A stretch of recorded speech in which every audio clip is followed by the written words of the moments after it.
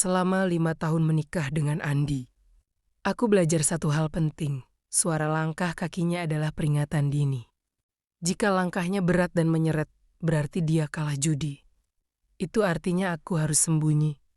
Di kamar atau pura Ciduraga, tidak jadi sasaran amarahnya.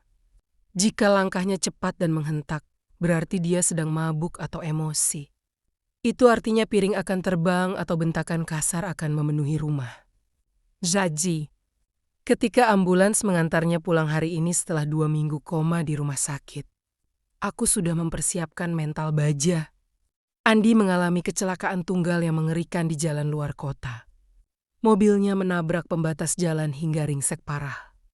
Ajaibnya, dia selamat, meski mengalami benturan keras di kepala dan patah tulang di kaki kirinya. Dokter bilang dia mengalami amnesia parsial. Dia mungkin lupa beberapa hal. Aku berdiri di ambang pintu, meremas tanganku yang berkeringat dingin. Di kepalaku, aku membayangkan skenario terburuk. Andi yang cacat fisik akan menjadi monster yang lebih mengerikan. Dia pasti akan menyalahkanku atas nasib sialnya. Dia akan berteriak minta dilayani. Melempar tongkat penyangganya jika aku terlambat membawakan air. Dan memaki dunia karena ketidakadilannya. Mobil pengantar pasien berhenti. 2 perawat membantu memapah seorang pria keluar. Itu Andi, wajahnya masih sama. Meski ada perban melilit di kepalanya dan lebam di pipinya. Kakinya digips. Aku melangkah maju dengan ragu. "Mas." Panggilku pelan. Nadaku terdengar seperti cicit tikus yang takut dipukul sapu. Andi mendongak. Matanya bertemu dengan mataku. Dan disitulah keanehan pertama terjadi. Mata itu teduh. Dulu, mata Andi selalu menyiratkan ketidaksabaran atau penghinaan. Tapi mata pria di depanku ini terlihat lelah namun lembut. Nisa, suaranya parau, kering karena lama tidak digunakan. Aku bersiap mendengar perintah pertamanya. "Mana air? Panas banget sih di luar. Minggir, jangan halangin jalan." Tapi Andi melanjutkan kalimatnya dengan sesuatu yang membuatku terpaku. "Maaf ya, aku jadi ngerepotin kamu. Kau benggong." Mulutku terbuka sedikit tapi tidak ada suara yang keluar. Sejak kapan Andi minta maaf? Sejak kapan dia peduli kalau dia merepotkanku? Biasanya dia merasa dilayani adalah hak mutlaknya sebagai suami. Tak peduli aku sedang sakit atau capek. Kami masuk ke dalam rumah. Aku membantunya duduk di sofa. Tubuhku tegang setiap kali bersentuhan dengan kulitnya. Refleks trauma yang belum hilang.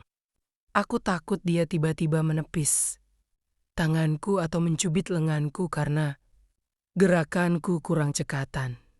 Tapi Andi hanya menurut. Dia duduk perlahan sambil meringis menahan sakit di kakinya. "Kamu istirahat aja." "Mas, aku ambilin minum," kataku cepat. Lalu bergegas lari ke dapur sebelum dia sempat komplain. Saat aku kembali membawa segelas air, Andi sedang melihat sekeliling ruang tamu kami yang sederhana. Dia menatap foto pernikahan kami di dinding foto, di mana aku tersenyum kaku dan dia terlihat angkuh. Dia meminum air itu sampai habis, lalu menatapku lagi. "Makasih, sayang." Gelas di tanganku nyaris tergelincir jatuh. "Sayanggi?" Terakhir kali dia memanggilku sayang adalah saat kami pacaran 6 tahun lalu. Setelah menikah, panggilannya berubah menjadi Nis atau seringkali Woy. Malam itu, aku tidur di sofa ruang tengah. Membiarkan dia tidur di kamar agar lebih nyaman. Aku tidak bisa tidur nyenyak. Aku terus terjaga, menunggu teriakan tengah malam atau bunyi benda pecah. Tapi rumah kami sunyi. Keanehan yang sesungguhnya terjadi keesokan paginya. Aku terbangun kesiangan karena kelelahan menjaga di rumah sakit kemarin. Jam dinding menunjukkan pukul 7 pagi. Aku panik setengah mati. Andi pasti sudah bangun. Andi pasti lapar. Dan Andi yang lapar adalah bencana alam. Aku melompat dari sofa, berlari menuju dapur dengan jantung berdegup kencang. Di kepalaku sudah terbayang Andi yang akan melempar asbak atau memaki-maki karena tidak ada kopi di meja. Maaf mas, aku kesiangan. Jangan marah, aku masakin seka. Kalimatku terputus di tenggorokan. Pemandangan di dapur membuatku mengucek mata berkali-kali. Memastikan aku belum bangun dari mimpi. Andi ada di sana. Dia berdiri dengan bertumpu pada satu kruk di ketiak kirinya. Tangan kanannya memegang spatula. Di atas kompoh wajan penggorengan mendesis pelan. Aroma mentega dan bawang goreng memenuhi udara. Dia memakai apron celemek bangga milikku yang selama ini dia hina norak. Udah bangun. Sapa Andi sambil menoleh. Dia tersenyum. Senyum yang tulus, yang membuat matanya menyipit ramah. Mas, kamu ngapain? Tanyaku gagap. Masak nasi goreng. Tadi aku lihat ada nasi sisa semalam. Sayang kalau dibuang. Kamu pasti capek banget kan kemarin. Jadi aku inisiatif aja. Duduk Gih, bentar lagi mateng. Kakiku lemes. Aku berpegangan pada pinggiran meja makan. Ini tidak mungkin. Suamiku adalah pria yang pernah membanting piring berisi sayur lodeh panas hanya karena kurang garam. Suamiku adalah pria yang berprinsip dapur adalah tempat wanita. Dia tidak pernah memegang spatula seumur hidupnya. Mas Andy, kamu gak apa-apa? Kepalamu masih sakit? Tanyaku hati-hati. Curiga gegar otaknya membuat sarafnya konslet. Andi mematikan kompor. Dia menyajikan 2 piring nasi goreng yang terlihat sangat lezat. Lengkap dengan telur mata sapi setengah matang persis kesukaanku. Dingang dia berjalan terkang mendekatiku, lalu meletakkan piring itu di meja. Tangannya terulur, menyentuh pipiku. Sentuhannya hangat dan lembut. Tidak ada cengkeraman kasar. Aku gak apa-apa, Nisa, aku cuma... Dia terdiam sejenak, matanya menatapku dalam-dalam. Seolah mencari sesuatu di wajahku. Aku cuma ngerasa dikasih kesempatan kedua hidup lagi. Aku mau jadi suami yang lebih baik buat kamu. Air mataku menetes tanpa bisa ditahan. Aku duduk dan memakan nasi goreng buatan suamiku. Rasanya enak sekali. Jauh lebih enak dari masakanku sendiri. Aku menatap pria di hadapanku yang sedang makan dengan lahap namun rapi. Apakah kecelakaan bisa mengubah seseorang sejauh ini? Apakah benturan di kepala bisa menghapus sifat kasar dan menggantinya dengan kelembutan? Aku tidak tahu jawabannya. Tapi saat melihat dia menyodorkan tisu untuk menghapus sisa makanan di sudut bibirku, aku memutuskan untuk tidak peduli. Siapapun pria yang pulang ke rumah ini. Entah dia Andi yang berubah atau malaikat yang merasuk ke tubuhnya, aku menyukainya. Untuk pertama kalinya dalam 5 tahun. Aku tidak takut berada di rumahku sendiri. Seminggu telah berlalu sejak kepulangan Andi. Dan aku merasa seperti hidup di planet lain. Planet yang jauh lebih indah. Tidak ada lagi bentakan. Tidak ada lagi piring terbang. Pagi ini, aku sedang menyapu teras. Sementara Andi masih dengan kaki di gips duduk di kursi rotan sambil membaca koran. Dia bersikeras membantuku melipat baju tadi malam. Pekerjaan yang dulu dia anggap tabu bagi laki-laki. Sayang, nanti sore mau dibikinin pisang goreng gak? Tanyanya tiba-tiba, matanya tidak lepas dari kolom berita olahraga. Aku tersenyum lebar. Boleh mas, tapi biar aku aja yang goreng. Kaki kamu kan belum sembuh. Gak apa-apa, aku bisa kok pakai kursi. Obrolan manis kami terpotong oleh suara meraung yang sangat familiar. Dan selalu ku benci. Suara knalpot motor racing yang memekakan telinga. Motor itu berhenti mendadak di depan pagar rumah kami. Menyisakan jejak ban hitam di aspal. Senyumku lenyap seketika. Jantungku berdegup kencang. Trauma lamaku bangkit. Seorang pria bertubuh gempal. Memakai jaket kulit hitam lusuh dan celana jeans sobek-sobek, turun dari motor. Wajahnya garang, dengan tato naga menyembul di lehernya. Itu Rudy, teman nongkrong Andi, teman judi, teman mabuk, dan pembawa masalah nomor 1. Dulu, kalau Rudy datang, itu artinya Andi akan pergi sampai pagi dan pulang dalam keadaan mabuk berat atau kalah judi. Lalu melampiaskan kemarahannya padaku. Rudy menendang pagar besi kami agar terbuka. "Woi, Eniji," teriaknya lantang tanpa sopan santun. "Hidup juga lu akhirnya. Gue denger lu mati di jalan." Aku mundur selangkah, mendekat ke arah Andi. Siap menjadi tameng atau justru bersembunyi. Tapi reaksi Andi di luar dugaan. Dia menurunkan korannya perlahan. Wajahnya tidak menunjukkan kegembiraan bertemu kawan lama, tidak juga ketakutan. Dia hanya menatap Rudy dengan kening berkerut, tatapan bingung yang sangat asing. "Maaf," kata Andi sopan. "Kadi siapa ya?" Baru Rudy tertawa teruk sampai batuk. Dia melangkah masuk ke teras tanpa melepas sepatunya yang kotor. "Elah, gaya lu. Mentang-mentang abis koma, lagaknya kayak orang kantoran." Cibir Rudy, dia mengulurkan tangannya, membentuk kepalan tinju yang aneh. Itu kode sapaan geng mereka. Tos kepalan tangan, lalu sentuh bau, lalu tepuk dada. Ritual konyol yang selalu mereka lakukan setiap bertemu. Rudy menunggu Andi membalas kepalan tangannya.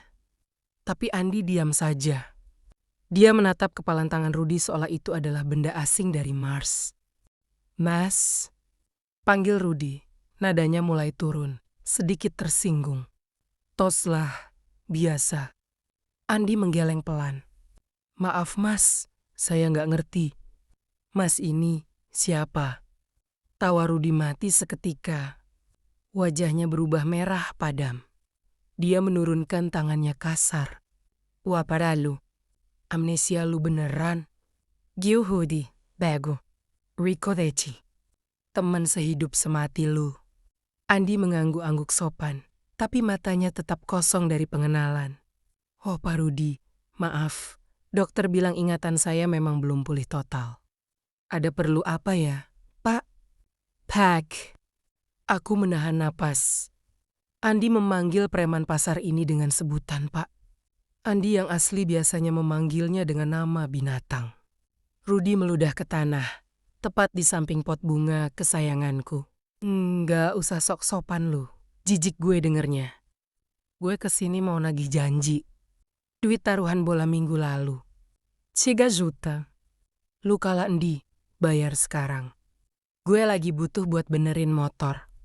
3 juta. Darahku mendesir. Uang belanja kami sebulan saja tidak sampai segitu. Dulu, Andi pasti akan memaki Rudy. Berbohong kalau dia belum gajian. Atau malah mengajak Rudy berhutang lagi di tempat lain. Atau parahnya, Andi akan memaksaku menyerahkan kalung emasku untuk membayar hutangnya. Aku mencengkeram dasterku, siap mendengar bentakan Andi padaku untuk mengambil uang simpanan. Tapi Andi malah menghela napas panjang. Wajahnya yang tenang berubah menjadi tegas. "Maaf, Peggy," kata Andi dengan suara berat dan berwibawa. "Saya tidak ingat pernah bertaruh. Dan kalaupun pernah, saya minta maaf. Saya sudah berhenti." "Rumelo Tochi." "Berhenti apaan?" "Lu haja judi." "Saya sudah berhenti." Ulang Andi, kali ini lebih tajam. Matanya menatap Rudy lurus, tanpa rasa takut sedikit pun. "Saya tidak akan mengeluarkan uang untuk hal-hal haram seperti itu lagi. Uang saya hanya untuk istri dan rumah tangga saya. Silakan pulang." Eng! Suasana di teras itu membeku. Angin sore pun rasanya berhenti berhembus. Aku ternganga. Mulut Rudy terbuka lebar saking syoknya. Andi mengusir Rudy. Andi menolak bayar hutang judi demi aku. Lunguzirg. Suara Rudy bergetar karena marah bercampur bingung. Saya minta dengan sopan. "Tolong tinggalkan rumah saya. Istri saya ketakutan melihat kamu." Jawab Andi tenang sambil melirikku sekilas dengan tatapan melindungi. Rudy mengepal tangannya, seolah ingin memukul. tapi melihat ketenangan di wajah Andi, ketenangan yang aneh dan mengerikan. Karena tidak wajar nyali Rudy menciut. Dia merasa sedang berhadapan dengan orang asing. Gila lu, desis Rudy sambil mundur. Sumpah gila lu, Andi, lu bukan teman gue. Otak lu beneran geser kayaknya. Rudy membalikkan badan, berjalan kasar kembali ke motornya. Sebelum menyalakan mesin, dia menunjuk Andi dengan telunjuknya. Jangan cari gue lagi kalau lu butuh duit. Dasar orang aneh. Motor Rudy meraung pergi, meninggalkan kepulan asap hitam. Andin tangannya di depan hidung, menghalau asap. Nisa, kamu nggak apa-apa?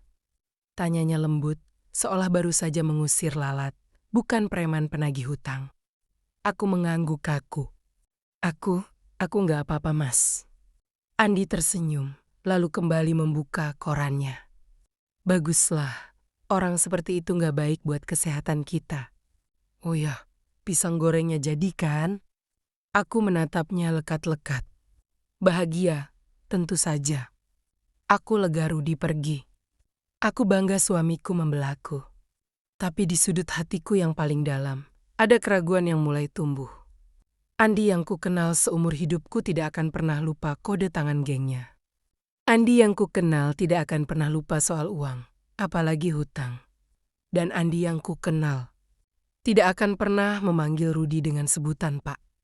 Pria di kursi rotan itu terlihat seperti Andi. Bersuara seperti Andi, tapi jiwanya terlalu bersih untuk menjadi suamiku yang berantakan. Siapa kamu sebenarnya? Batinku pelan. Hari Minggu yang cerah. Dulu, hari Minggu adalah neraka kecil bagiku karena Andi. Biasanya bangun siang dengan kepala pening sisa mabuk. Lalu marah-marah kalau kopi belum siap. Tapi hari ini hari Minggu terasa seperti adegan film romantis. Andi duduk di kursi kayu di halaman belakang, handuk kecil tersampir di bahunya. Dia memintaku memangkas rambutnya, yang sudah mulai gondrong dan tidak rapi karena 2 minggu berbaring di rumah sakit. Potong pendek aja sayang. Biar segar, katanya sambil memejamkan mata menikmati angin sepoi-sepoi. Tanganku memegang gunting cukur dan sisir. Ada perasaan aneh yang membuncah di dadaku. Dulu, Andi paling anti kepalanya disentuh. Kalau aku mencoba merapikan rambutnya, dia akan menepis tanganku kasar sambil membentak, "Gak usah pegang-pegang." Gue bukan anak kecil. Sekarang, dia justru menyandarkan kepalanya ke perutku. Mendesah nyaman saat Yarju menyisir rambutnya. Enak banget dipijit kamu. Gumamnya pelan. Aku tersenyum, hatiku menghangat. Ya udah, diam dulu ya Mas. Nanti kupingnya kegunting. Aku mulai menggunting rambut bagian samping kanan, di atas telinga. Potongan rambut hitam jatuh ke lantai ubin. Suasana begitu damai. Hanya ada suara kicauan burung dan suara kres-kres gunting. Sampai mataku menangkap sesuatu. Saat aku menyisir rambut di belakang daun telinga. Kanannya untuk merapikan bagian bawah. Gerakanku terhenti. Di sana, tersembunyi di balik lipatan telinga dan garis rambut. Ada sebuah garis tipis berwarna putih pucat. Aku mendekatkan wajahku, menyipitkan mata. Itu bekas luka. Luka sayatan vertikal yang sangat rapi, panjangnya sekitar 3 cm. Lukanya sudah sembuh sempurna, menyatu dengan kulit. Hanya meninggalkan jaringan parut. Tipis yang warnanya sedikit lebih terang dari kulit sekitarnya. Jantungku berdetak tidak nyaman. Aku tahu tubuh suaminya. Aku hafal setiap inci kulitnya. Andi punya tahi lalat di leher kiri. Andi punya bekas luka bakar rokok di lengan kanan. Andi punya bekas jahitan di pelipis akibat tawuran saat SMA. Tapi Andi tidak pernah punya luka di belakang telinga kanan. Dan luka ini terlihat seperti bekas operasi. Bekas sayatan pisau bedah yang dijahit rapi. Bukan luka robek akibat kecelakaan yang biasanya bergerigi dan tidak beraturan. Lagi pula, kecelakaan itu baru terjadi 3 minggu yang lalu. Kalau ini luka akibat kecelakaan kemarin, seharusnya masih merah, masih basah. Atau setidaknya masih terlihat baru. Luka ini terlihat sudah lama. Sudah bertahun-tahun. Mas, panggilku pelan, jariku tanpa sadar mengusap garis putih itu. Andi membuka matanya. Kenapa sayangi? Ini luka apa? Aku merasakan tubuh Andi menegang sedikit. Sangat samar, hampir tidak terasa kalau aku tidak sedang menempel padanya. Tapi detik berikutnya, dia kembali rileks. Dia meraba belakang telinganya. Luka yang gimana? Di belakang kuping kanan.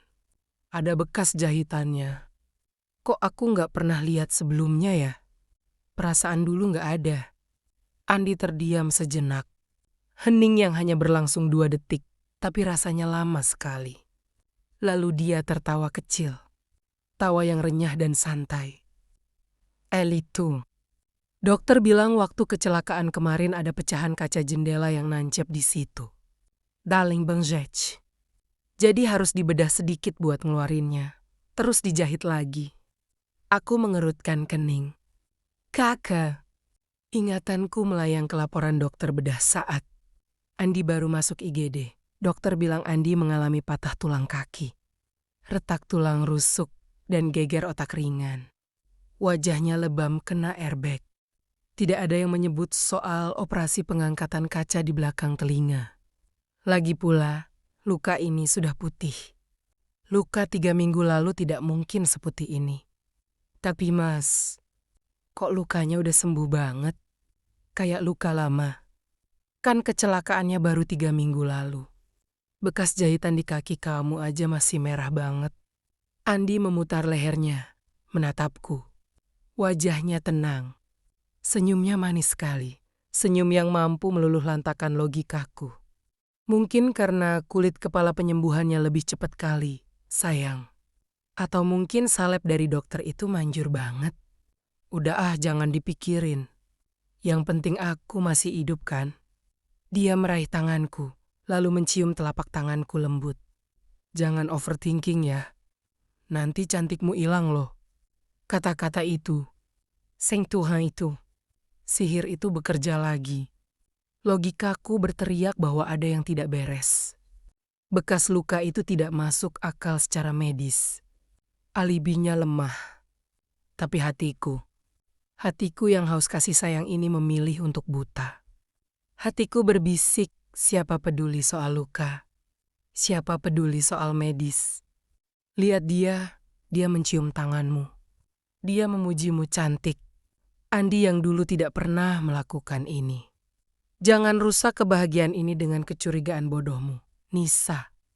Aku menelan ludah, menekan rasa curigaku dalam ke dasar perut. Iya, mungkin salepnya bagus. Jawabku pelan, memaksakan senyum. Aku kembali menggunting rambutnya. Tapi tanganku kini sedikit gemetar.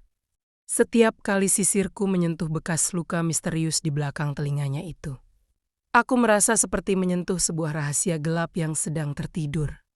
Rahasia yang mengatakan bahwa pria yang sedang kupeluk ini mungkin menyimpan sesuatu yang jauh lebih besar daripada sekadar lupa ingatan. Siang itu, sebuah mobil derek berhenti di depan rumah. Mobil sedan hitam milik Andi atau sisa-sisanya akhirnya dikembalikan dari kantor polisi setelah proses penyelidikan selesai. Kondisinya mengenaskan. Bagian depannya ringsek parah seperti kaleng soda yang diremas raksasa. Kaca depannya hancur. Ajaib rasanya ada manusia yang bisa selamat dari rongsokan besi ini.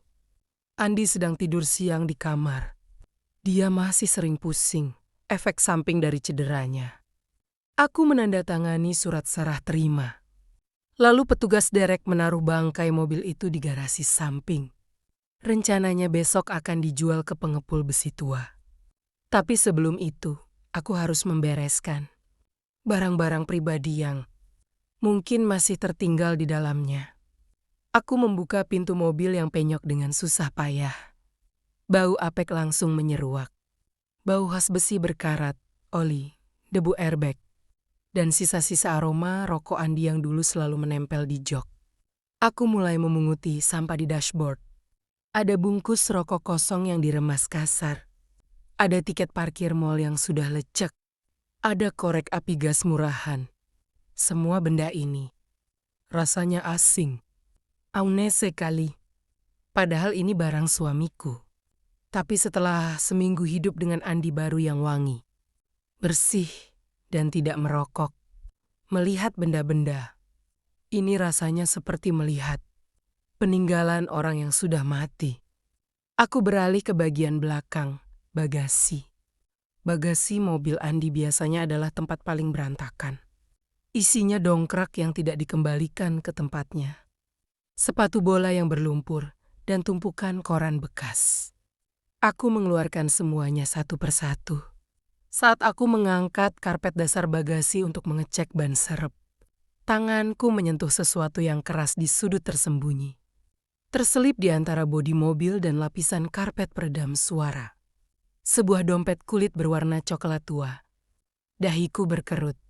Ini bukan dompet Andi. Dompet Andi berwarna hitam, berbahan kanvas. Dan ada rantai kecilnya gaya. Norak yang dia pertahankan sejak SMA. Dompet kulit ini terlihat lebih elegan, lebih dewasa. Meski sudah agak usang, jantungku mulai berdegup kencang tanpa alasan yang jelas. Instingku mengatakan ada sesuatu yang salah. Aku menoleh ke arah pintu rumah. Sepi, Andi masih tidur. Dengan tangan gemetar, aku membuka dompet itu. Isinya tidak banyak uang tunai. Hanya ada beberapa lembar struk dan kartu-kartu. Aku menarik satu kartu identitas dari sled plastik bening. KTP kartu tanda penduduk. Mataku terbelalak menatap foto di KTP itu. Wajah itu wajah Andi, hidungnya, matanya, bentuk rahangnya. Semuanya Anji. Tapi saat mataku bergeser ke kolom nama, napasku tercekat. Nama Indra Lesmana. Tempat atau TGL lahir, Jakarta 12 Mei 1990. Komeng Beku. Tanggal lahirnya sama persis dengan Andi, wajahnya. Sama persis dengan Andi, tapi namanya Indra. Siapa Indra? Selama 5 tahun menikah, selama 6 tahun pacaran. Andi tidak pernah sekalipun menyebut nama Indra, dia bilang dia anak tunggal. Orang tuanya sudah meninggal sejak dia kecil. Dan dia dibesarkan di panti asuhan itu Serita Yenggi. Selalu dia ulang-ulang. Untuk membuatku iba, tanganku merogoh lagi ke bagian dalam dompet. Ada secarik foto tua yang sudah kusam dan terlipat di ujungnya. Foto 2 orang anak laki-laki. Berdiri berdampingan. Memakai baju yang sama. Wajah mereka identik bapinang di belah 2, kembar. Namun, ada satu hal yang membuat bulu kuduku meremang.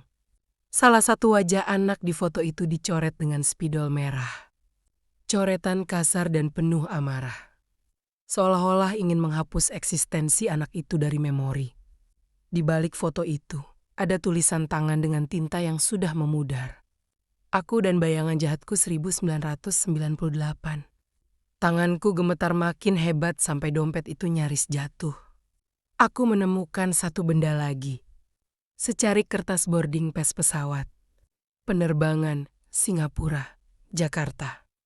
Penumpang Mr. Indra Lesmana. Tanggal 14 Oktober. Tanggal itu adalah satu hari sebelum kecelakaan Andi. Otakku bekerja cepat menyusun kepingan puzzle yang mengerikan ini. Andi punya saudara kembar. Namanya Indra. Indra baru saja pulang dari luar negeri sehari sebelum kecelakaan. Lalu mereka bertemu. Mungkin di mobil ini. Lalu kecelakaan itu terjadi. Pertanyaan besarnya, siapa yang sedang tidur di kamarku sekarang? Aku mengingat bekas luka operasi di belakang telinga yang kutemukan kemarin. Luka yang sudah sembuh sempurna. Luka lama yang tidak mungkin akibat kecelakaan baru. Aku mengingat sikapnya yang berubah drastis. Tidak merokok. Tidak tahu kode tangan Rudi bisa memasak, lembut, penyayang. Dan dompet ini Dompet kulit coklat yang elegan ini jauh lebih cocok dengan kepribadian Andi baru yang ada di dalam rumah. Dibandingkan dengan kepribadian Andi pemalas yang ku tahu, darahku mendesir dingin ke seluruh tubuh.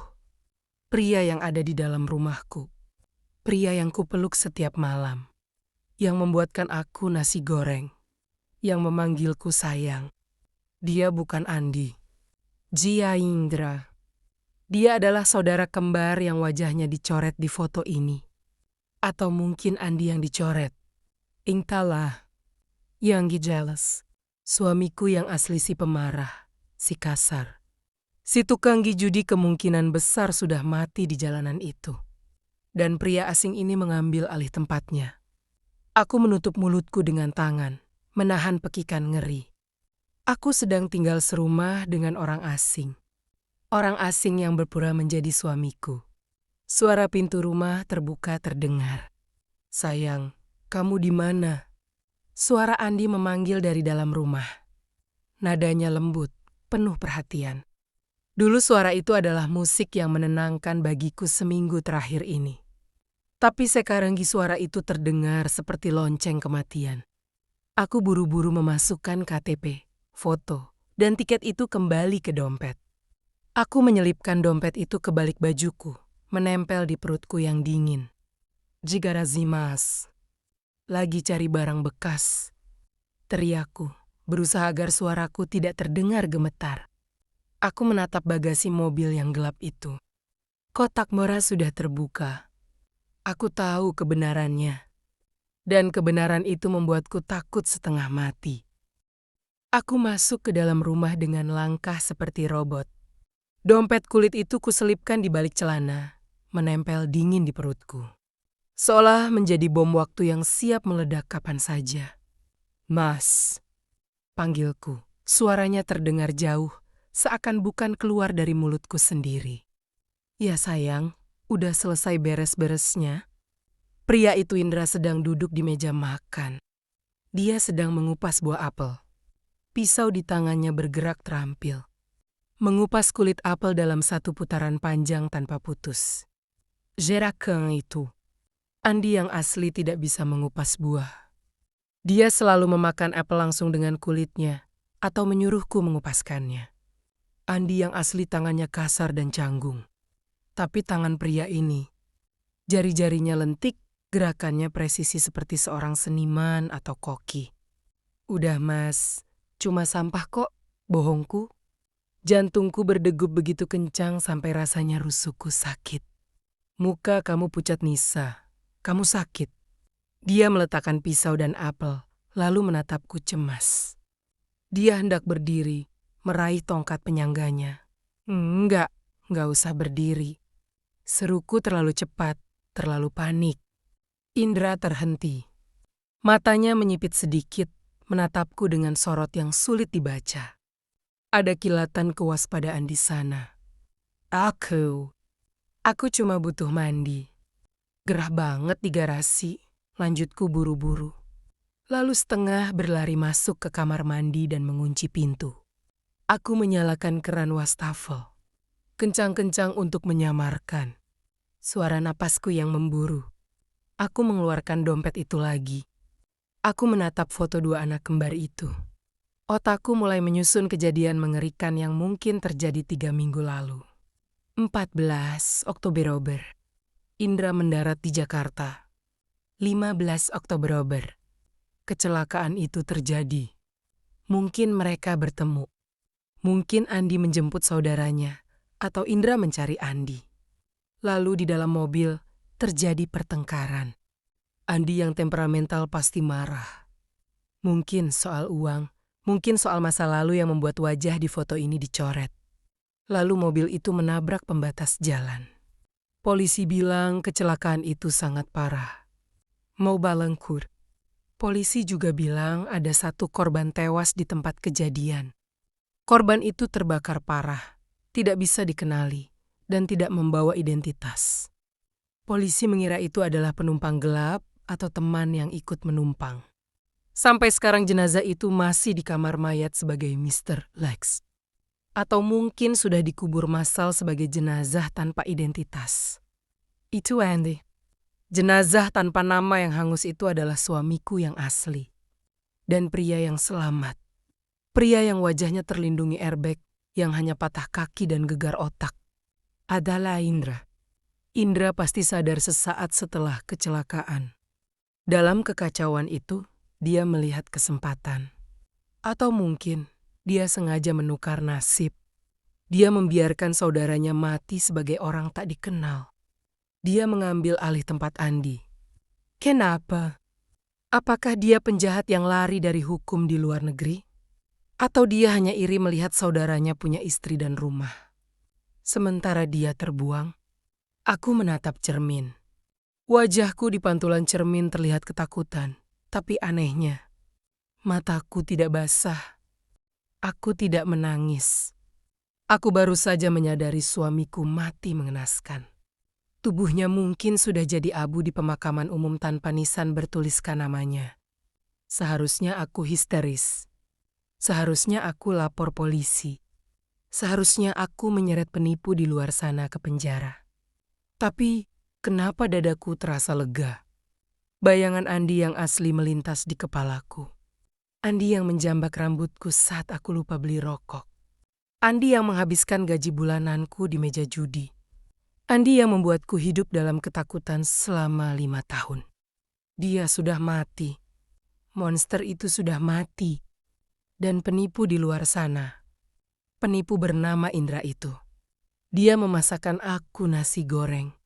Dia memuji aku cantik. Dia mengusir penagih hutang demi melindungiku.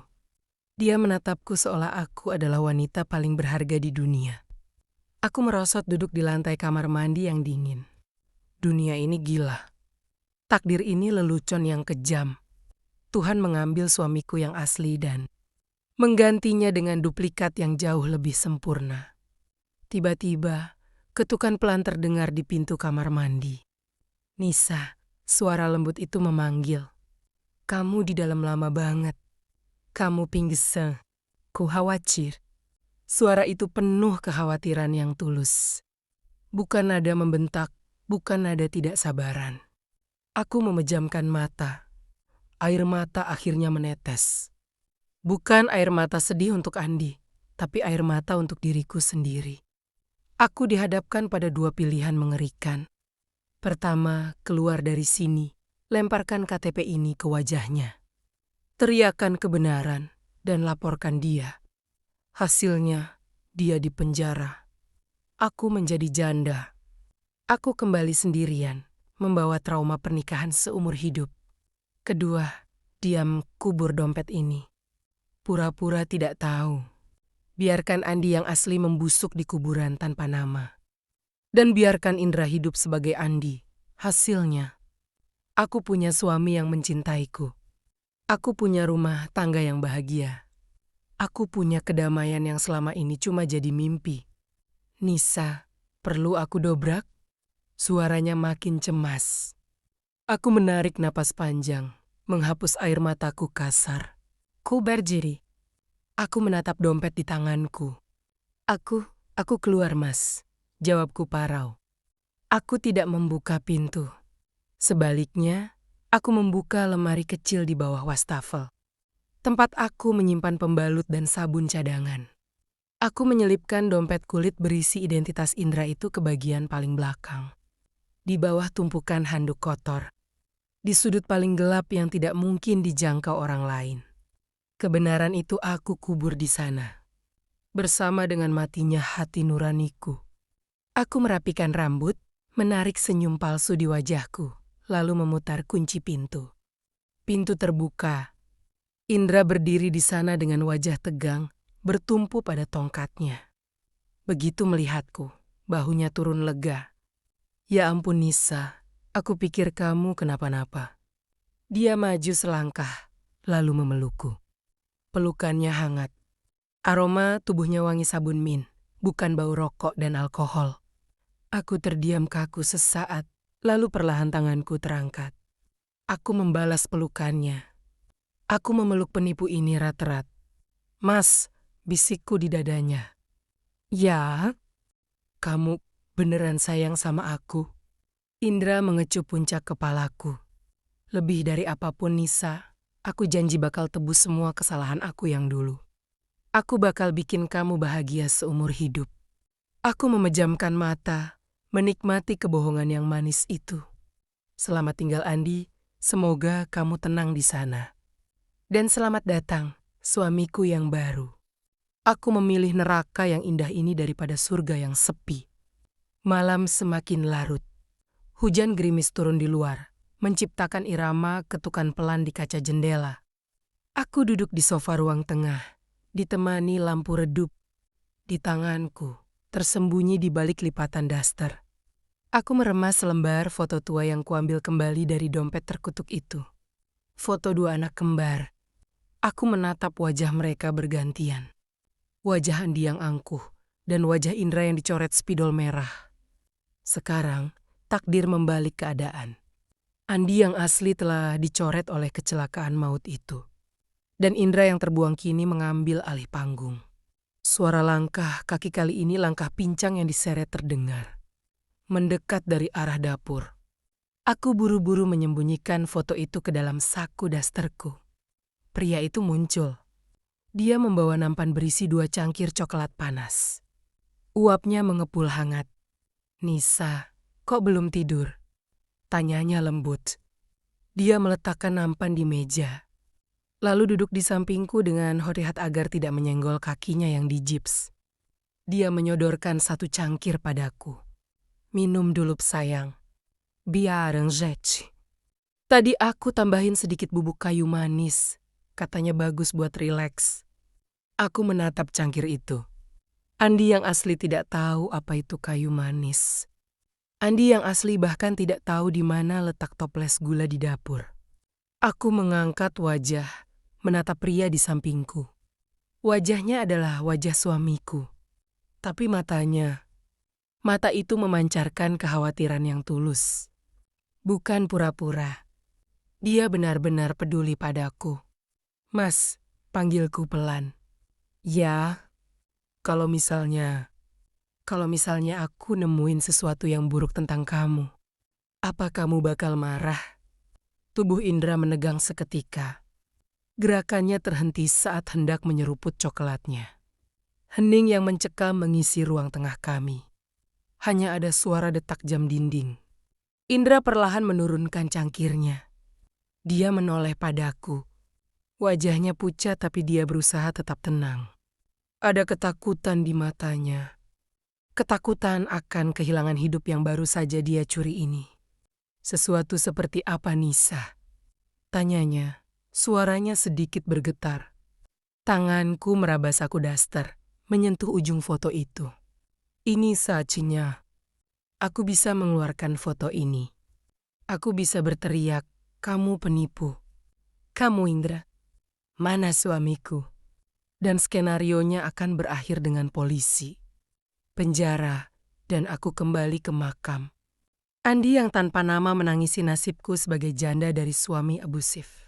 Aku menatap mata Indra lagi. Di sana aku melihat permohonan. Dia seperti anak kecil yang takut diusir dari rumah. Dia seperti orang yang lelah berlari dan hanya ingin tempat berteduh. Sama sepertiku. Aku juga lelah ketakutan. Aku juga lelah disakiti. Aku melepaskan cengkeramanku pada foto itu di dalam saku. Aku membiarkannya tetap tersembunyi. Aku tersenyum. Senyum paling manis yang bisa kuberikan. Hingga aku cuma mimpi buruk tadi. Mimpi kalau kamu berubah jahat lagi kayak dulu. Bohongku. Bahu Indra turun drastis. Dia menghembuskan napas panjang, lega luar biasa. Dia meraih tanganku, menggenggamnya erat dengan kedua tangannya. "Gak akan, Nisa, demi Tuhan. Aku gak akan pernah jahat sama kamu lagi. Andi yang dulu udah mati. Yang ada di sini sekarang cuma suami yang mau nebus dosa dan bahagiain kamu. Pegang janji aku." Kata-kata itu memiliki makna ganda yang hanya dipahami oleh kami. Berdua meski tidak terucap. Andi yang dulu sudah mati. Ya secara harfiah. "Aku percaya sama kamu Mas Andi," jawabku. menekan kata Andi dengan penuh penegasan. Mendengar aku memanggil nama barunya, Indra tersenyum haru. Matanya berkaca-kaca. Dia tahu dia sudah diterima. Dia tahu aku memilih untuk menutup mata. Dia memelukku erat. Makasih sayang. Makasih udah kasih aku kesempatan. 1 jam kemudian, Indra sudah tertidur pulas di kamar karena pengaruh obat pereda nyeri. Aku berdiri di dapur sendirian. Kompor menyala dengan api kecil. Aku mengeluarkan foto tua itu dari saku. Foto yang menjadi bukti Sania bahwa ada 2 orang di dunia ini yang berwajah sama. Aku menatap wajah Andi di foto itu. Wajah masa kecil dari pria yang selama 5 tahun membuat hidupku seperti neraka. Selamat jalan, bisikku dingin. Aku mendekatkan ujung foto itu ke api kompor. Api menyambar kertas tua itu dengan cepat.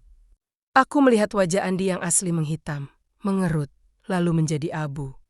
Api merambat naik, melahap wajah Indra yang dicoret merah. Hingga akhirnya menyentuh ujung jariku. Aku melepaskan foto itu ke dalam wastafel. Membiarkannya terbakar habis menjadi serpihan abu hitam yang tak berbentuk. Aku menyalakan keran air, sisa abu itu larut terbawa air. Masuk ke saluran pembuangan. Hilang selamanya menuju kegelapan gorong-gorong. Sekarang tidak ada lagi bukti. Tidak ada Indra, tidak ada saudara kembar. Yang ada hanya Andi, suamiku yang mengalami amnesia. Yang kini menjadi pria paling romantis di dunia. Aku mematikan lampu dapur. Aku berjalan masuk ke kamar tidur. Kulihat suamiku sedang tidur tenang, selimut menutupi tubuhnya sebatas dada. Wajahnya damai, tidak ada guratan amarah. Aku naik ke atas ranjang, menyusup ke balik selimut, dan memeluk pinggangnya. Dalam tidurnya, dia secara refleks membalas pelukanku. Menarikku mendekat agar aku merasa hangat. Sesuatu yang tidak pernah dilakukan Andi yang asli seumur hidupnya. Aku memejamkan mata dengan perasaan damai yang aneh. Orang bilang kejujuran itu menyakitkan dan kebohongan itu manis. Dulu aku tidak percaya, tapi sekarang aku mengerti. Jika kebohongan ini memberiku surga, maka aku rela menjadi pendusta seumur hidupku. Selamat tidur, suamiku, bisikku. Dan untuk pertama kalinya dalam bertahun-tahun, aku tidur tanpa mimpi buruk.